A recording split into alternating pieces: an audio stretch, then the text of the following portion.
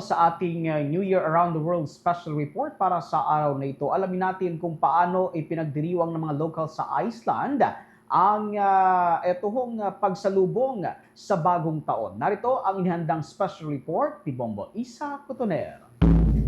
Mga paputok, pagsisiga ng mga kahoy at panonood ng comedy TV show. Ganyan kung ipagdiwang ng mga taga-Iceland ang pagpasok ng bagong taon.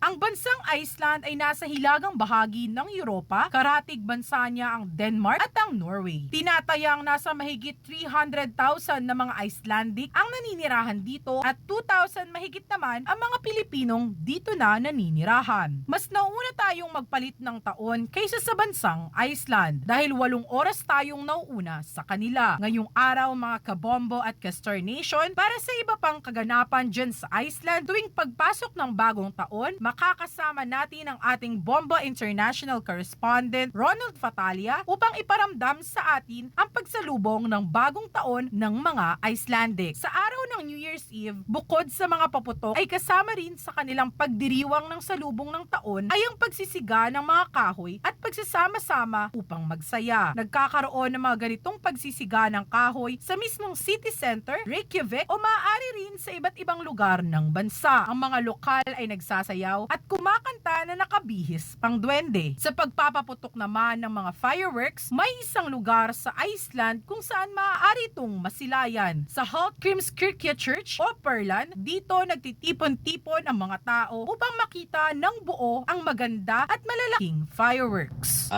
Usually expected mga kids na just right before New Year, marami talagang nagbebenta ng mga, fireworks. So everybody, meron kaming mga lugar kung saan iniipon namin yung mga kahoy. So nagbibuild kami ng campfire and then maraming mga kahoy everywhere. And then sinusunog namin yan, especially during the New Year.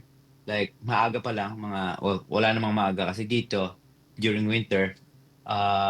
Tapos maggagawa na kami ng malaking fireplace na sunugan. Iba-ibang lugar dito sa Reykjavik or sa everywhere in Iceland. Tapos during may salo-salo, pupunta yung mga tao ron, nakapaligod sila sa firework, sa mga firewood.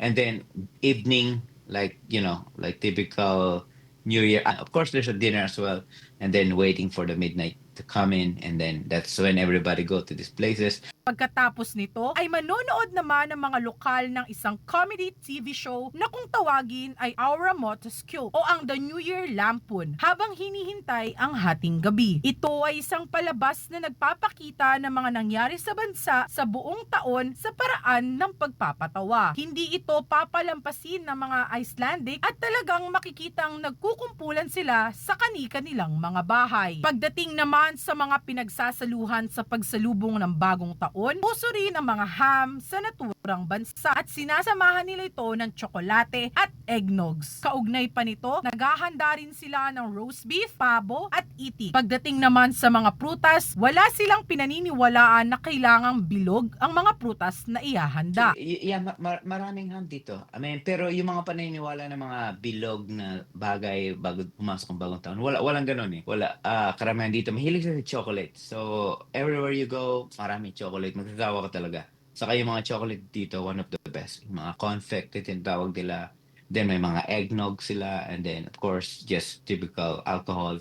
Pero walang yung mga sinasabi mong lahat ng mga prutas ba. Pero sa Filipino family, if you go, of course, there's gonna be one. Pero pag sa typical Icelandic, if you go there, wala nga silang pulutan eh. Pag nagiinom ang mga Icelandic, wala kang pulutan eh. Direct lang lahat ang mga iniinom nila. Mga hard drinks and then beer. Pero wala mga pulutan yan. Hindi sila naglalagay ng pulutan. Pero mayroon sila mga conflicts sa gilid or mga snacks on the side. Pero wala talaga. As part of drinking alcohol, walang ganun.